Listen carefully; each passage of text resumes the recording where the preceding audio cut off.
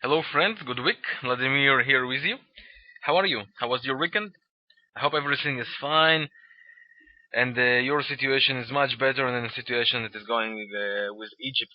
And this is the actually news I want to start with. I believe that the fire and the war in Egypt will affect the markets at the beginning of the week, and I will explain why. There are many speculations how USA will trade about all what's happening with Egypt and how all the world will treat it. So I definitely think it will affect. Maybe not on the currency market, but it is going to affect on the indices, and I will show you later my expectations. And we saw what happened on Friday, right? But before we go over the indices, I want to go over the chart and see what we are going to have. During the last week, we had very confusing days. We have many zigzag moves on almost every pair. Watch this, friends. This is the last week. Can you see it? Up and down, up and down, up and down, up. Like it looks like we are going to see new highs, right? But then down, up and down again, and again, and again, and again, and again. And you all remember this uptrend line that I showed you for the euro dollar, right? This was the first uptrend line that provided a break, a false break, right? And then we had this up again and break again during Friday, right? During Friday. So it looks like we are about to have a correction for the euro dollar. The divergences, I always say that, and here is the proof. Divergence will never lie. Divergence could be continuing, could try and create new and new and new highs and up moves like it did during the last week. But when the right time comes, we have a powerfully down move, and that's what happened with the euro dollar. It looks like we are going to see a correction. My expectation that the euro is now is about to go again for this support line, somewhere between 134 and 135, right? And probably it will meet the 20 moving average of the Bollinger Band. Right? It looks like a healthy situation. It looks like a healthy correction for the market. Even the daily chart finished with a dodgy, right? So my expectation the euro is about to go and retest this resistance, the resistance that he broke only few days ago. So I do look for a correction, and I suggest you to look and rebuy the euro in two situations. First, if it reaches this support line, as I mentioned before, between 134 and 135. Second, if it closes a daily chart above 137.50. Okay, if it closes a daily chart above 137.50. This is the two situations that we should buy the euro. Until then, it's probably better for us to go and to look to sell the euro. Well, I do believe that we will see maybe some attempts to correct during the first candles. Maybe it even will create a head and shoulders pattern here. But then I do believe that the euro is about to go to 134, 135, somewhere between. Maybe 134.50 will be the target. This is about the euro. The investors, by the way, are still not in the euro, although they do believe it will rise finally. What about the British pound? Well, this is one of the most confusing pairs for this week. Why? Because it looks like on the weekly chart, it looks like we have a head and shoulders, right? It looks like we have a head and shoulders here. If so, that means the British pound should go and reach this neckline again. The divergence pushes down, but despite all of this, the investors still aiming for up move. The monthly chart still point up, right? It looks like the monthly chart is still pointing up, and a good suggestion to rejoin the uptrend would be here. If we have a daily close above this downtrend line that has been created on the British pound, right? This will be the good situation to go and to buy the British pound. If we go on the 4-hour charts, we can even see, here is the exact line, right? We can see some expanding channel here. Can you see? Some expanding channel. Okay, so definitely a lot of things to look for the British pound.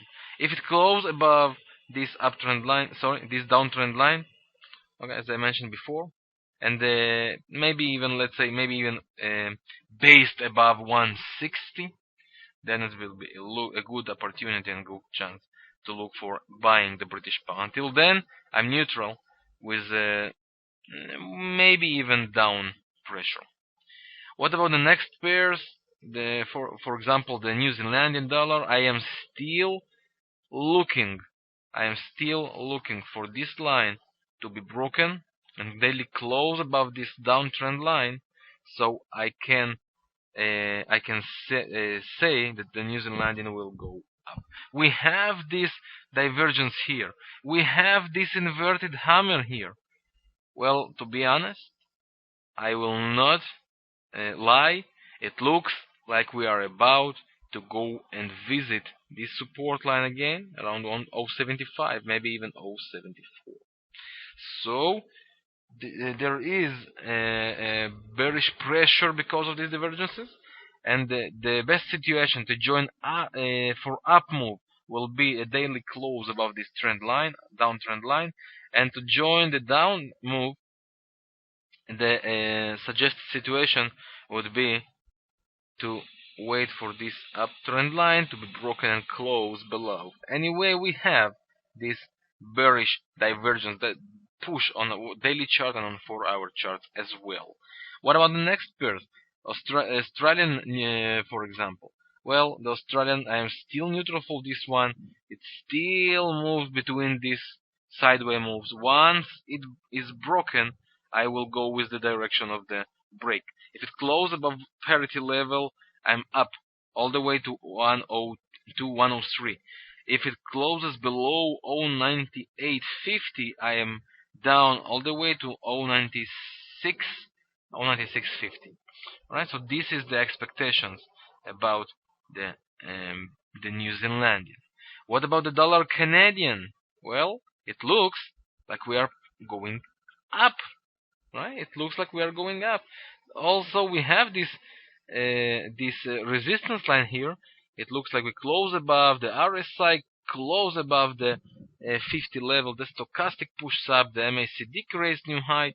Everything looks like we are going to see another up move. I think that the target could be this downtrend line, what means 101 or somewhere maybe even a little higher, right? So this is about dollar Canadian. What about the next pairs? Well, I have a few more interesting things. The Euro Australian, I was looking to sell it around 139.15. It almost reached, but it did not. Then now it created this daily engulfing, and it looks like the Euro Australian is about to correct itself somewhere to the 20 moving average of the Bollinger Band, right? It looks like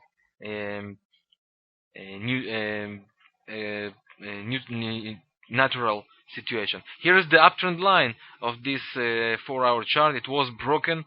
Now probably we will see some attempt to correct, maybe somewhere to here. And after this correction, and once this support line is broken, it will be the chance to rejoin. Right? Once this support is broken, it will be the chance to join and go all the way to the 20 moving average, which could be even here around these levels. Right? So we definitely can look and expect for more pipses for this pair to reduce. Right? So this is about the Euro Australian. What about more opportunities? British pound against Japanese yen. Still waiting for two things to happen. First, if this downtrend line break up where we will be aiming up move. But if we have a daily close below this support line around 130, it will be a sell signal. What about the indices, friends? Finally, we reached the indices and the gold and the silver. I will start with the gold and the silver. And I've mentioned that the gold is probably about to go for this uptrend line, right? It did. It did. It reached it, right? So what's now? We might see some bullish hidden divergence here being created during the during the next 1 or 2 weeks, right? If we go to the daily chart, well, we will see probably more attempts, right? More attempts up and maybe down again to reach this uptrend line. Okay, and here probably we will see a creation of a bullish divergence that will push it up. If somehow the weekly chart will break this uptrend line and close below, then friends, be prepared for the gold to go again to 1200 or even to 1000, right? If it closes below the weekly chart. As long as it's not, I am bullish for the gold once it completes a bullish divergence on a daily chart. It still did not. The silver, the same situation. Exactly the same situation. Right? It blocked on the 20 moving average of the Bollinger Band. Now, let's see what's happened from here. What about the indices? Well, you know my opinions, right? I told you we are about to have a correction, right? The last week was a little more with more up trend, right? But this resistance still holds itself. We had inverted hammer on a weekly chart for S&P 500. Friends, I think we are going down. We had this Marubozu on a daily chart. Probably it also broke this uptrend line. Probably we will see some correction after Marubozu, but then I do expect the S&P 500 to fall and to go somewhere to this support line again around 1220, 1225, right? I do expect a down move. What about the Dow? The same situation. Inverted hammer. Just let me erase the unneeded lines. Inverted hammer. And I believe we are going down. Do you see this divergence? Do you see this hammer? Do you see this daily uptrend line? Right? Being broken again here. Okay? Almost being broken, sorry. It looks like once it's broken, we are going down. And I believe that all this situation with Egypt will affect the market. What about the FTSE and all the rest? The same situation. The FTSE even reached this uptrend line again. It will break it. It will retest it, and we will aim down move. Friends, the indices are about to go and correct itself. So join it and enjoy it. Right? The stop loss should be placed, of course, above the last highs. So this is my expectations for the market. If you watched my Friday update, I told you, don't believe these up moves. We are about to have the GDP released on USA, and the GDP was not as good as expected. And here is how Friday finished. So if you followed my Friday update, you must be careful and you must be sitting on the fence and you must earn from it. Now it's your time to attack. So be ready and join the market and join the trends I've mentioned and enjoy it. And I hope that it will help you and will bring you some profitable trades. Friends, thank you very much and thank you for your time watching this video. I wish all of you amazing, fantastic week. Vladimir.